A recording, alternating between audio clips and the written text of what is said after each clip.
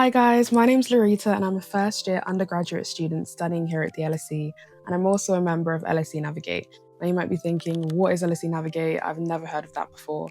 It's essentially a support network created by the LSE for contextual offer students or care experience students. What Navigate offers care experience students and contextual offer students is access to exclusive events, getting to network with other Navigate students, financial support, but also support regarding internships, and I'll touch on that a little bit more later on in the video. So instead of just sitting here and spewing a bunch of information at you about Navigate, I thought, why not take you guys along for a day in the life?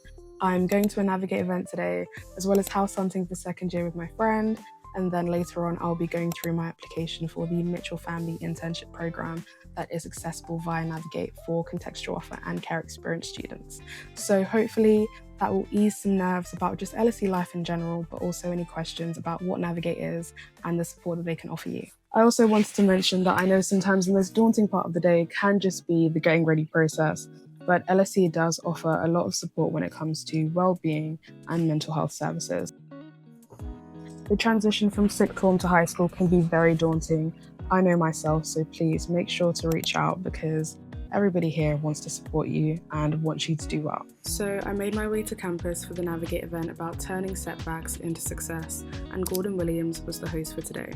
What particularly stood out to me was his emphasis on the importance of never giving up, where he drew from his corporate experience, showing how with persistence and action, you can achieve success too, which is why he said, So I constantly understand the importance of seeing myself as a system, as an object, something that needs to constantly be refined, because that will always deal with that imposter syndrome.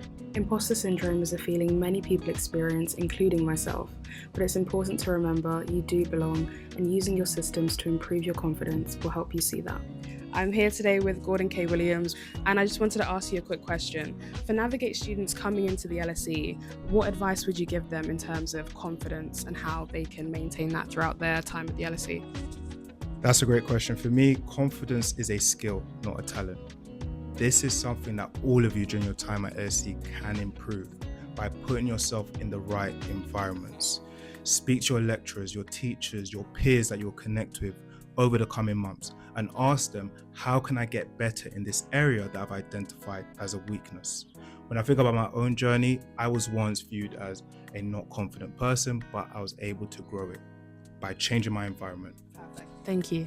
After the event, I made my way to meet up with my friend Izzy to go house hunting, and we looked at 2 properties today in preparation for second year, but unfortunately we weren't too keen on them, so before heading back we stopped to grab something to eat and talk to you guys more about Navigate and LSE life in general. Okay, take 105.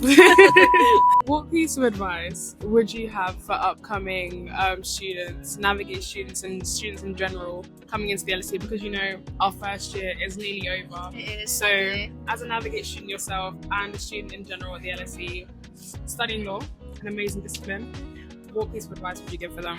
You know what? I would say LSE has so much support available in terms of like financing and things like that.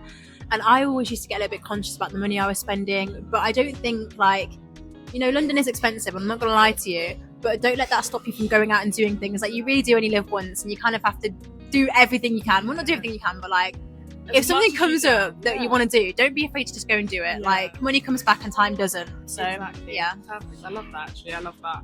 And also it's a thing where if you're ever feeling like you're limited financially, just know that LSE is there to support you. So if you want to start up a new society, we have beekeeping societies at the LSE. Do it. We have so much stuff. Ask them for financial help, and then you can do so through their help. And also just anything where you feel as though you're limited because you don't have that access coming into uni, they are there to help you. So yeah. Hi guys. I just wanted to give you guys an update on the house hunting that Izzy and I did today, because we didn't get to do that together. I also had to switch into a coat because it is absolutely freezing. What is going on with the UK weather? Anyways, side note, property hunting today, it didn't go well. It didn't go well, but that's fine, it's okay. We had the added experience of going to see properties. We're going to see some more, and now we have a standard that's, set up here, because right now it's, yeah. But I also wanted to give you guys extra information surrounding any financial help that LSE can offer you if you are looking to move into a property in your second or third year with friends. LSE runs a scheme where you can apply for them to be your guarantor. I know as Navigate students, particularly with myself, there may be financial issues regarding finding someone to be your guarantor, or if it's not financial, just social issues as well. And it's comforting to know that LSE can be that guarantor for you. So if you want to know any extra information about that, just be sure to check out LSE's website. And yeah, hopefully that calms down some, concerns if you had any surrounding moving into properties with your friends in second or third year. We've just been walking around, exploring, sitting here now just to chill and wind down. I think it's so important to make sure that, you have some time to yourself, especially after a long day of errands or uni work, whatever it may be. I'm gonna head back home now and take you guys through the Mitchell Family Internship application process and what it is and what it entails. So yeah, I will see you guys when I get home. It's been a little while since I filmed the last clips, but this portion of the video is all about internship support and guidance that LSE offers Navigate students.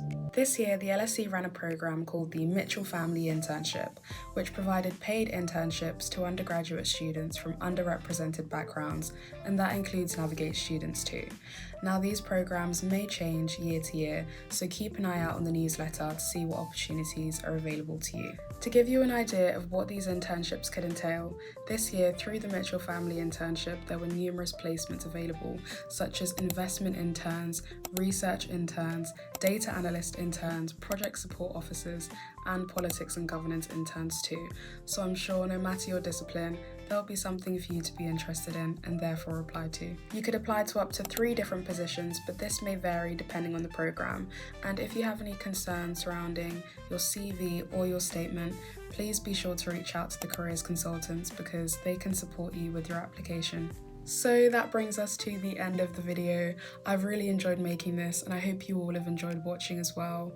Also, I hope you found the information surrounding internships to be useful, so keep an eye out for those opportunities, but also keep an eye out for any Navigate events like the ones earlier on in the video surrounding turning setbacks into success, because there are many events that the Navigate team hosts for us students. And yeah, if you have any more concerns or questions, please be sure to leave them down in the comments below and we'll get back to you and see you in the next video. Bye bye!